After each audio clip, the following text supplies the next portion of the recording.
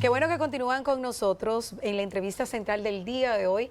Agradecemos que haya aceptado al doctor infectólogo Núñez, que esta entrevista la estábamos deseando desde hace mucho tiempo con el doctor Miguel Núñez, porque el tema del COVID vuelve a preocupar al país, porque los casos siguen incrementándose y además hemos tenido fallecimientos en los últimos días a causa de esta enfermedad. Muy buenos días, doctor. Qué bueno que puede estar con nosotros en el día de hoy para ayudarnos a edificarnos sobre el momento actual de esta enfermedad en el país. Buen día. Hola, hola, mucho gusto. Gracias de nuevo por la invitación y poder contribuir a edificar el país.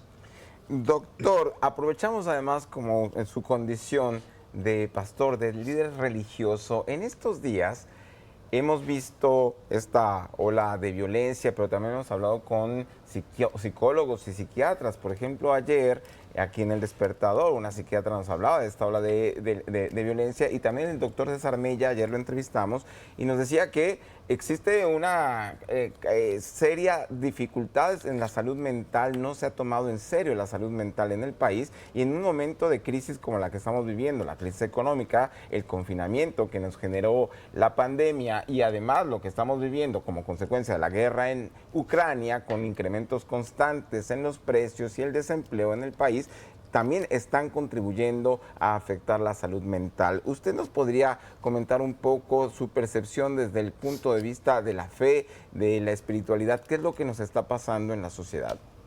Sí, yo creo que es más complejo de ahí, porque el mundo ha vivido tiempos más convulsivos. Cuando tú miras, si tú comparas los años de 1900 a 1960, donde el mundo pasó por una pandemia que mató 50 millones de habitantes con el flu español, pasó por inmediatamente después de la Primera Guerra Mundial que dejó 20 millones de muertos, luego pasó por la Gran Depresión del 29, pasó luego por la Segunda Guerra Mundial que dejó 50 a 75 millones de muertos, la guerra de Corea, la guerra de Vietnam. Realmente estos tiempos son difíciles, pero el mundo ha vivido tiempos mucho más difíciles. Sin embargo, la sociedad no es la misma. Esta es una sociedad sin carácter, esta es una sociedad sin valores, esta es una sociedad que puede ser caracterizada como la sociedad que entiende que cada individuo entiende que tiene derechos que el otro le debe de una manera muy individual. Esta es una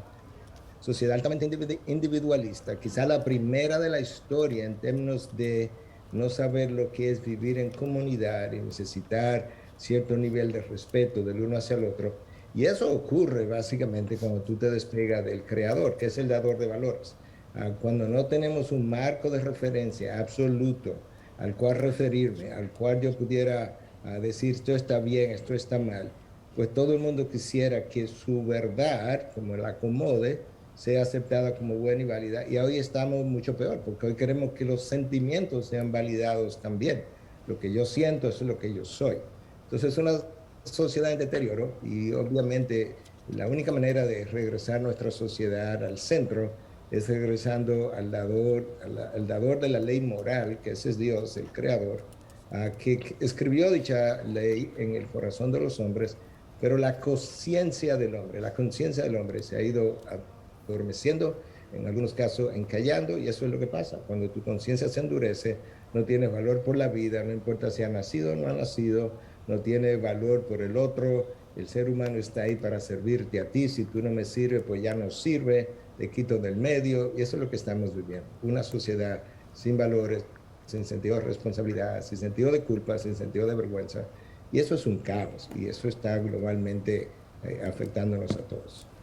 Doctor, en función de lo que usted plantea, ahí mismo, siguiendo en función de lo que usted plantea, ¿qué se puede esperar? ¿Una profundización de esta gran crisis por la que atravesamos en este momento?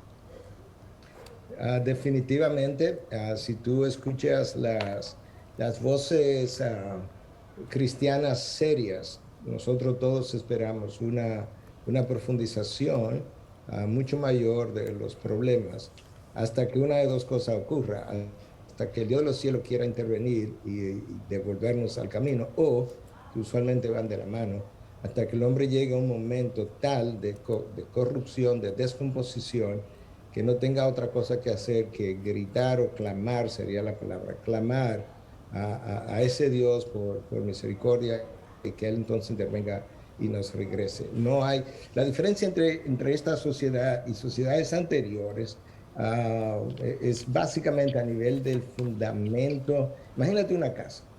Vamos a pensar que hay un edificio de 10 pisos, que ese es el mundo. El mundo siempre ha tenido grietas, sin lugar a dudas, grandes grietas a nivel del 9º piso, del 8º piso, del 5º piso, y las grietas se han visto y no han lucido bonitas y han causado consecuencias. Estas grietas no están ahí, estas grietas están a nivel de la zapata del edificio. No hay entendimiento de lo que es un hombre y una mujer, no hay entendimiento de lo que es una familia, no hay entendimiento de lo que es un matrimonio, no hay respeto por las autoridades, no importa cuáles. El papá o la mamá o el presidente o el juez o el fiscal, como leí ahora el fiscal de Maryland, que está dispuesto a violar la ley porque no está de acuerdo con la ley. No, esto es la época, en términos bíblicos, la época de los jueces, donde cada cual hacía lo que le parecía bien a sus propios ojos. Eso no cambia de la noche a la mañana, ese es el problema.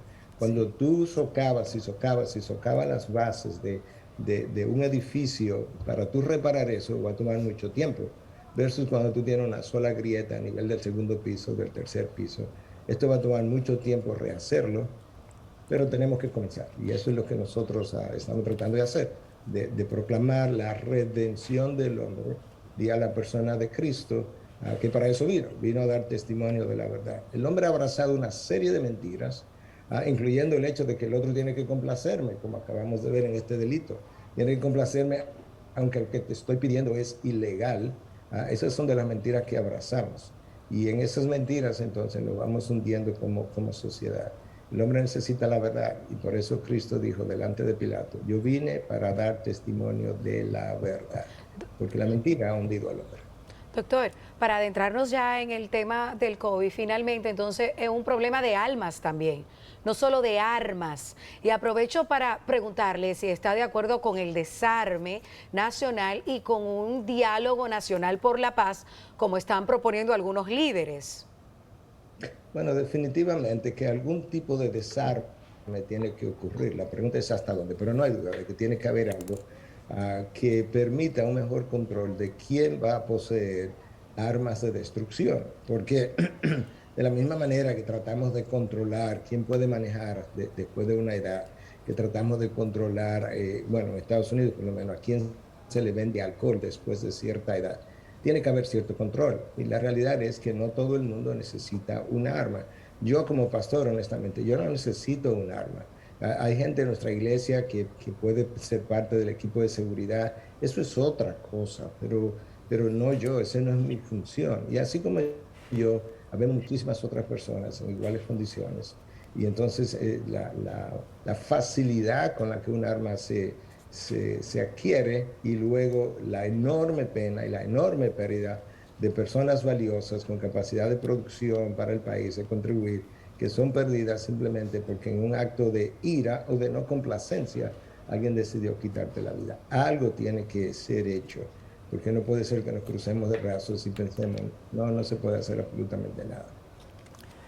Doctor, ya para entrar en materia de coronavirus, usted nos hablaba de estamos en una sociedad demasiado individualista, quizás la más individualista de toda la historia. Y lo que hemos visto aquí en el país es una apatía enorme por la vacunación, a diferencia de otras naciones donde la gente fue a vacunarse. Según las estadísticas del Ministerio de Salud, más del 60% de la población no completó el esquema completo de vacunación, las 3 vacunas, y se están caducando los lotes. ¿Usted a qué atribuye esta negativa permanente de la población a vacunarse? Bueno, yo creo que es otra señal similar, distinta pero similar a lo que esta generación, lo que caracteriza a esta generación.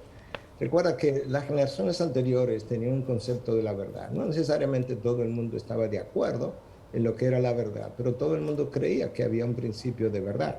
E incluso cuando la ciencia hablaba, publicaba, pues se creía en esa verdad. Hoy en día la verdad la establecen las redes sociales.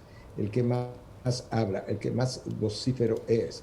Y la gente, a mí me sorprende, aún en mi propia iglesia, me he encontrado con gente que yo sé que cree en mí, que yo sé que cree en mí como pastor, que yo sé que cree en mí como médico, y de repente me he encontrado que no hizo una vacunación porque escuchó Oye, 5 minutos de alguien totalmente desconocido para él, que dio un reporte negativo acerca de la vacuna y decidió creerle a esa persona. Y tú dices, pero ¿será posible?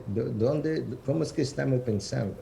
Y una de las cosas, ¿verdad? Una de las frases famosas, creo que fue de Chesterton, que decía, el problema con esta generación es que perdió la fe, es que perdió la razón. Y ciertamente, cuando tú ves las razones por las cuales individuos no se han vacunado, la mayoría de ellas son irracionales. Es lo mismo con el uso de las mascarillas. Nosotros tenemos un estudio que acaba de salir, 92 regiones, 6 continentes, probando que las mascarillas reducen significativamente la transmisión del COVID. Tú sigues viendo a gente inteligente, graduada, con PhDs, negando tal cosa. 92 regiones, 6 continentes, probando la misma cosa. Después de decenas de años probando que esto reduce la transmisión. Nadie ha dicho que la elimina, pero hoy en día los sentimientos, las emociones, la opinión personal es la que prevalece. La gente prefiere informarse por una red social que leer algo que tu médico, que cuida a tus hijos, que te trajo al mundo, te pueda instruir. Yo creo que ahí es donde estamos, es señal de los tiempos. Doctor, en las últimas semanas la positividad diaria ha ido en incremento en la República Dominicana con todo lo que tiene que ver con la COVID e incluso se han registrado muertes en los últimos días. Entonces mi pregunta es, ¿qué podemos esperar en estos momentos o en las próximas semanas con relación a este tema? Ok. Bueno, te voy a dar buenas y malas noticias, por así decirlo. La buena noticia es que Omicron es un virus altamente infeccioso, quizás de los más infecciosos que hemos conocido. Hasta ahora sarampión tenía como el récord y está ahí más o menos acercándose al sarampión, de que una persona en promedio infecta a 15, 16 personas. Eso es para sarampión y el Omicron específicamente está cerca de ese récord, por así decirlo. Entonces, eso va a hacer que la población se infecte a una velocidad sumamente rápida y que por consiguiente la campana, como le llamamos, ¿verdad? La campana debajo de la cual va a estar este brote, probablemente dure 8 o 10 semanas, que es más corto de lo que vimos en campanas anteriores. Yo creo que tenemos unas 2 semanas debajo de esa campana ya, como veníamos diciendo ya hace un tiempo en las redes. Nosotros vimos días de 900 casos diarios reportados, pero yo creo que todos podemos asumir y estamos claros que esos 900 casos los pueden multiplicar por 3 o 4 por múltiples razones. Uno, mucha gente está haciendo pruebas caseras y no va a hacerse pruebas de salud pública y esa prueba no hay nadie que la registre. Dos, ya estamos tan acostumbrados al virus que cuando un miembro de la familia da positivo y otros desarrollan síntomas similares, ya nadie va a hacerse la prueba como si se hacía, porque se asume, y de manera bastante lógica, que el resto de lo que tiene es COVID y llama a su médico y es tratado, de manera que esos casos son muchos más. Y el porcentaje de positividad, después que habíamos estado por debajo de un 1, está bien. De hecho, el último creo que fue antes de ayer que vi, estaba en 8 y pico por ciento, mucho más alto que lo que habíamos tenido. Pero algo predecible. De hecho, hace ya varias semanas atrás que yo posteaba en las redes diciendo Omicron regresa a República Dominicana. Y luego hablando de que esto tendría esa campana de 8 a 10 semanas, que es como se ha comportado en otros países. Doctor, pero la situación que tenemos actualmente, ¿qué representa? ¿Una nueva ola? ¿Estamos bajo la incidencia de una nueva ola o es una situación preocupante, pero de menos impacto? Y además, doctor, también aprovechar para preguntarle el tema de las vacunas de Pfizer que están próximas a vencerse y que ya también hasta final de este mes se va a estar poniendo vacuna Pfizer en el país y una población que todavía está escéptica. ¿Qué hacer? O sea, bueno, por un lado, el impacto va a ser menor por que casos anteriores, sobre todo con Delta, por más de una razón. La infectividad va a ser mayor, pero el impacto va a ser menor. Uno, la campana, como hablaba, ¿verdad? Va a ser más corta. La otra razón es que la letalidad de Omicron es menor que la de Delta. Ahora mismo Estados Unidos, en estudios publicados ayer, el número de muertes con Omicron comparado con Delta ha sido un 80% menor. Eso es mucho. y el número de hospitalizaciones comparado con Delta ha sido un 40% menor. Eso se debe a múltiples razones. Una, hay mayor cantidad de personas vacunadas, aunque el porciento no sea el ideal, pero hay mucha gente vacunada. De los que no están vacunados, hay mucha gente que le dio el virus, que en ese sentido tiene inmunidad también. Hay gente que está vacunada más el virus, que es la tercera razón. Bueno, y de por sí el virus mismo, el Omicron, a pesar de su alta infectividad, es menos letal, menos agresivo, tiene menos invasión del tejido pulmonar, es algo más a nivel respiratorio superior, con mucha congestión nasal, y eso también va a hacer que el impacto sea menor. Eso no deja dicho, ¿verdad?, que no haya un impacto significativo, porque el problema de Omicron es que crea mucha disfunción social, porque cada vez que entras en contacto con algo, hay que separar a esa persona por 5 días.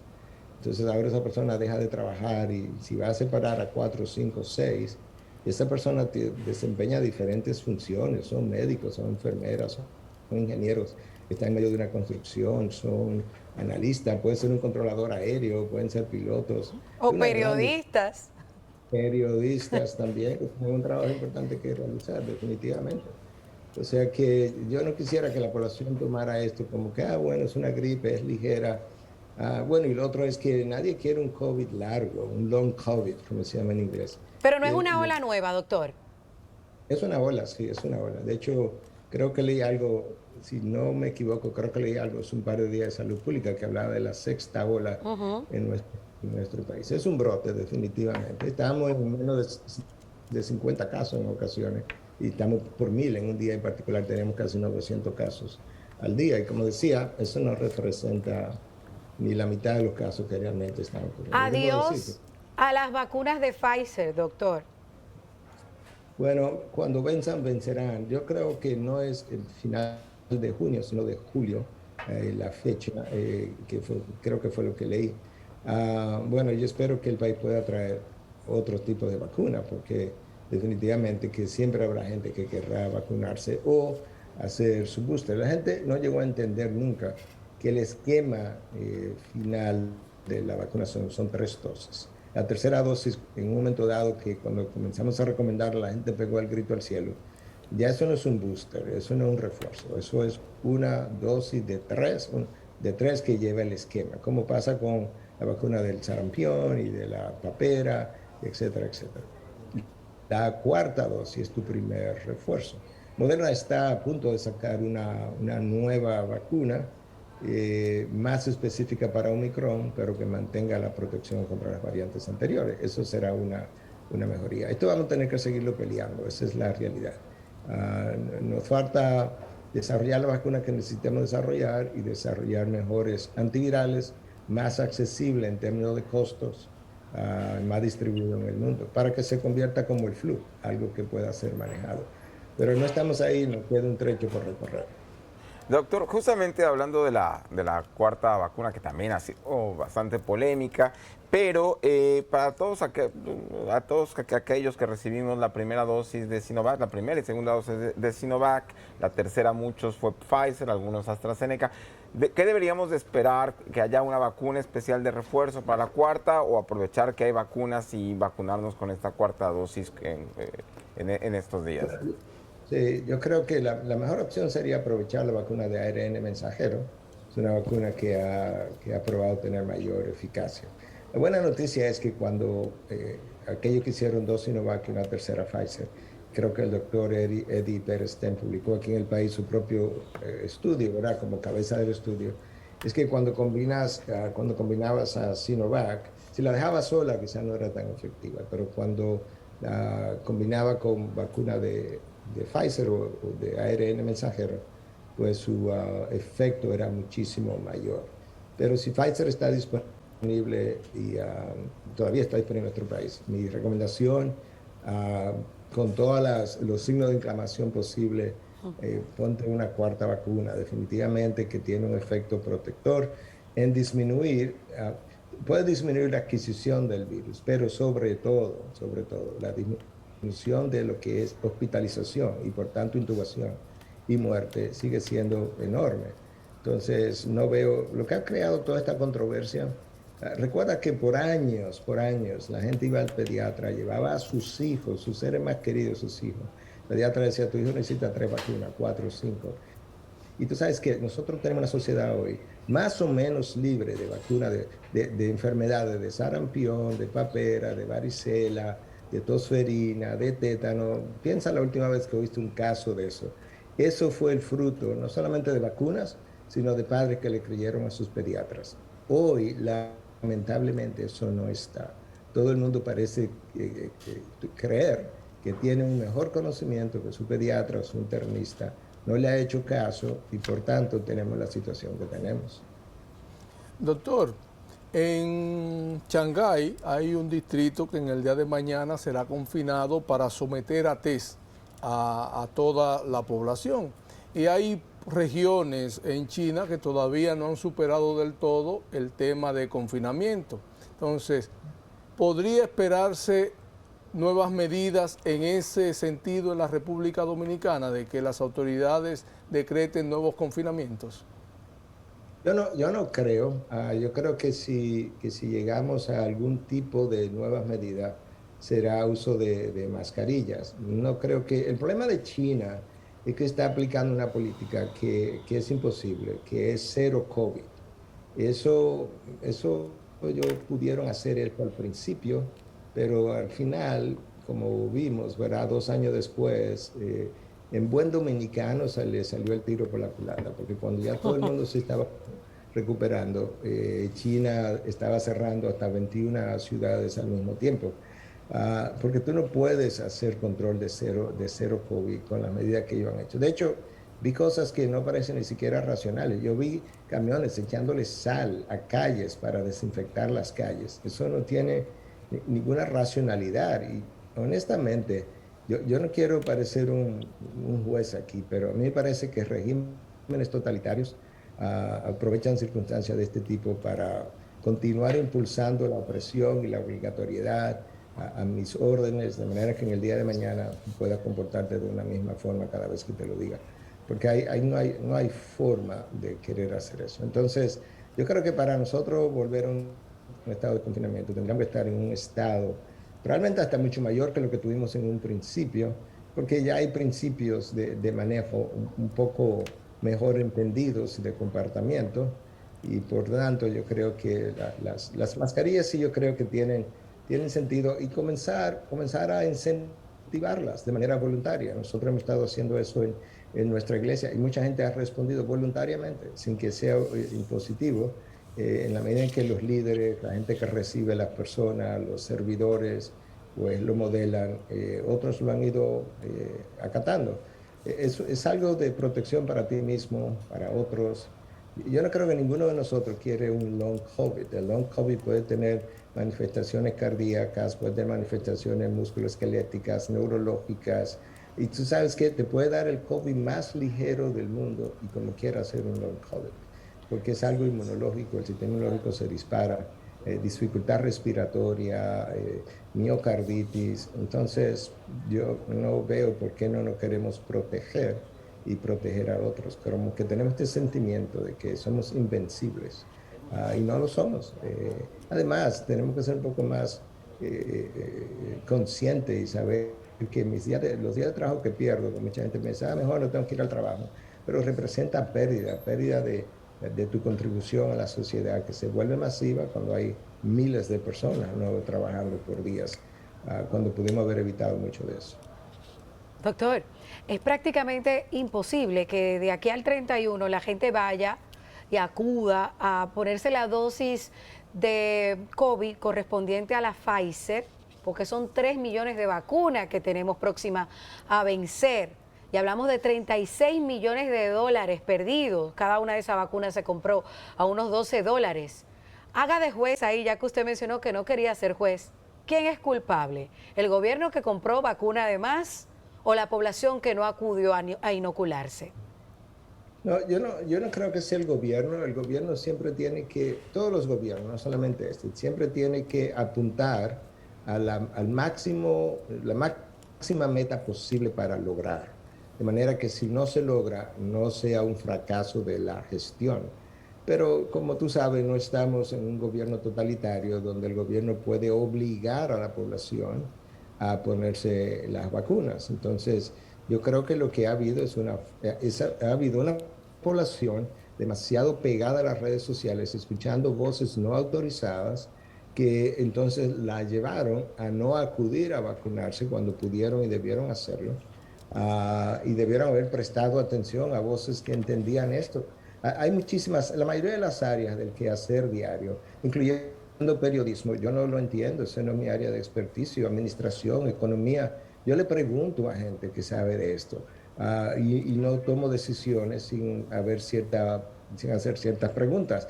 Y eso es con todo, mercadología. Yo soy autor de libros, me hablan de mercadología. Yo no sé lo que es la mercadología, yo sé lo que es, yo no sé cómo funciona, pero la gente hoy en día se ha constituido en experto, en juez, en todas las áreas, por una razón que la dije al principio. Somos tan individualistas que mi opinión individual es la cierta, es la correcta y prevalece por encima de todas las áreas del saber, lo cual deja ver que realmente no estoy siendo sabio. De lo que yo no sé, en lo que a mí no me entrenaron, yo tengo que preguntar, documentarme y luego entonces opinar y tomar decisiones. Entonces yo le recomendaría en este tiempo que queda, que creo de nuevo que es el 31 de julio, ojalá así sea, que la población acuda en masa y pueda, el que no tenga su tercera dosis, que la complete, el que pueda hacer una cuarta dosis, que la complete. El gabinete aprobó la cuarta dosis para todo el mundo, a todas las edades, y aprobó la tercera dosis para adolescentes, niños de 11 años en adelante. Ojalá aquellos que están escuchando este programa, que yo sé que son muchas, puedan pasar la voz y realmente hacerlo, porque creo que nos va a evitar otros problemas.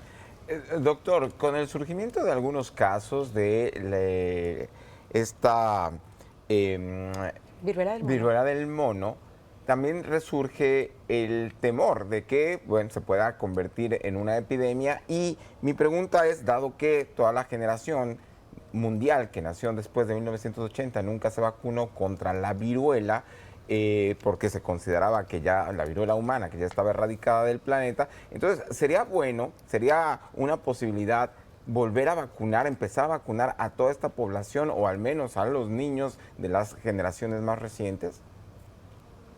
Bueno, idealmente debiéramos tener propiamente la misma vacuna de la viruela del mono, que no es exactamente la misma vacuna humana, una vacuna que existe literalmente.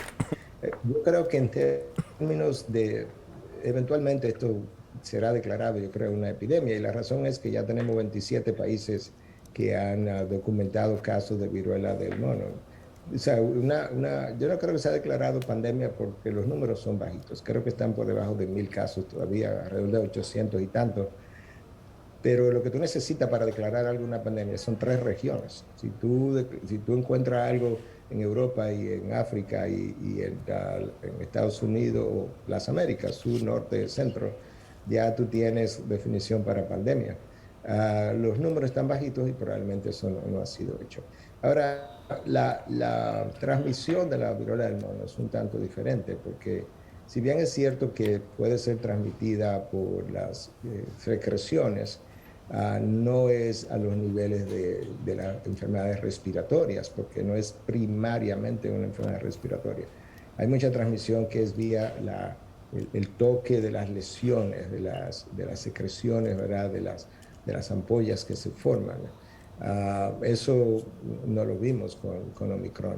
Y esta es una enfermedad, yo creo, más prevenible, por así decirlo. También los síntomas son obvios, pues un Omicron tú puedes tenerlo asintomático y nadie saberlo. Pero eso no va a ocurrir con la viruela del mono. Cuando tú tienes la primera lesión, ya todo el mundo sabe. Entonces yo creo que no debe haber los niveles de transmisión y de pandemia que vimos con Omicron en este caso. Doctor, finalmente, una pregunta de nuestros amigos televidentes. Hay varias, vamos a formular una porque se nos agotó el tiempo. Ney Fernández pregunta que por qué hay tantas enfermedades últimamente. Hablamos de la viruela del mono, del COVID, de la hepatitis aguda infantil. Él se pregunta que qué es lo que está pasando en el mundo. Bueno, yo creo que hay varios factores. Vamos a comenzar con el más obvio, del cual todos participamos. Uno es los múltiples viajes. Recuerda que había un tiempo que para la gente ir, qué sé yo, de China a Europa pasaba 3 meses en un barco. Y si le daba algo muy serio, se moría en el barco y terminamos ahí. Nunca llegó a Europa. Ahora nosotros vamos de China a Europa en 14 horas, en 16 horas. No sé exactamente cuánto dura el viaje, pero y muchas veces tiene que hacer escala, pasa por un aeropuerto por dos, los aeropuertos están atiborrados de personas, entonces nosotros tenemos una interacción mucho mayor, pero por mucho, o sea, cientos y cientos y cientos de veces comparado con el mundo anterior. Y también tenemos una población mayor, estamos hablando de 8 billones de habitantes, si lo compara con principios de 1900, eso es más de 2 veces la cantidad de personas que teníamos. Entonces, definitivamente que eso es uno. Número dos, el 70% de la población mundial hoy en día vive en ciudades, comparado con poblaciones anteriores donde el 70% vivía en el campo. Hacen mucho de eso ya, pero no tantísimo, 100 años atrás quizás, pero ahora vivimos en ciudades, aglomerados, interactuando unos con otros, en edificios, rascacielos, entonces donde nos montamos en autobuses y en trenes y todo lo demás. Eso definitivamente que es un factor mayor. Número dos, nosotros tenemos la gente no lo quiere oír, no le quiere prestar atención, pero nosotros tenemos un planeta contaminado. La contaminación ambiental definitivamente afecta el sistema inmunológico en más de una manera. Hace proliferar los virus en más de una manera. Y la Organización Mundial de la Salud estimó, anterior a la pandemia de COVID, que habían por lo menos 12 millones de personas que se morían de contaminación ambiental todos los años, por diferentes motivos y razones. Solamente tenemos que recordar las fotos satelitales de Wuhan, donde comenzó el COVID, cómo se veía las nubes negras sobre esa área, y un mes después, como todo cerró, totalmente blanco. El Taj Mahal de la India ni se veía, tú sabes, ese monumento estaba todo lleno de smoke. ¿Cómo se llama? En Normandía, en Italia, en el norte, donde también comenzó en el norte de Italia la pandemia, los peces ni se veían en los ríos. Y un mes después, los ríos claros, el cielo claro. Eso causa irritación de las vías respiratorias, disminuye la inmunidad, y eso va a jugar un rol también. Y luego tenemos enfermedades tipo cáncer, que hacen que usemos mucho más quimioterapia, mucho más radiaciones. Tenemos gente viviendo más largo tiempo con enfermedades inmunológicas como el HIV y otras enfermedades que se constituyen reservorios potenciales para que un virus, como el COVID, es una de las teorías, pueda permanecer vivo en personas con baja inmunidad, y que al permanecer vivo por mucho tiempo ahí dentro vaya mutando, hasta que aparece en la población con una variante completamente nueva después de haber mutado muchas veces. Tenemos más población o más gente con esas condiciones. Y hay otras, pero ahí tú puedes tener varias que pudiéramos citar rápidamente, que explican por qué tenemos más. No son estas teorías conspirativas de que están tirando cosas al aire. Que inyectan el virus. Exacto, nadie se beneficia de esto. ¿Quién se está beneficiando de esta? Gracias, doctor. Gracias al infectólogo Miguel Núñez por estar con nosotros en la entrevista central del día de hoy. Siempre es grata la intervención del doctor. Mucha gente que aprende, y así lo están manifestando a través de nuestro chat en vivo en YouTube. Y le piden, doctor, que vuelva con su programa, los amigos televidentes. ¿Qué ha pasado? Que vuelva con su programa, por favor, que se orientaban mucho. Bueno, gracias. Gracias a ustedes por la oportunidad de compartir este tiempo. Vámonos a una pausa. En breve, afinó yo desafinó del